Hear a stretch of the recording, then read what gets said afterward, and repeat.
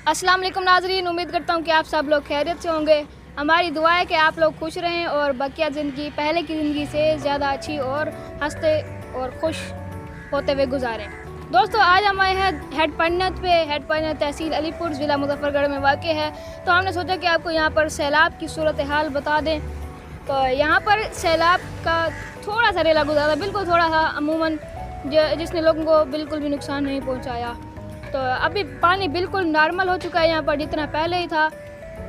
यहाँ के लोगों का कहना है कि यहाँ पर पानी थोड़ा सा ज़्यादा आया था पहले से, तो इन्होंने ये पुल के दर्रे वगैरह खोल दिए थे और वो रेला आसानी से यहाँ से गुजर गया। तो ये पंडत वो जगह है जहाँ पर पांचों दरियाओं का पानी आपस में मिलता है।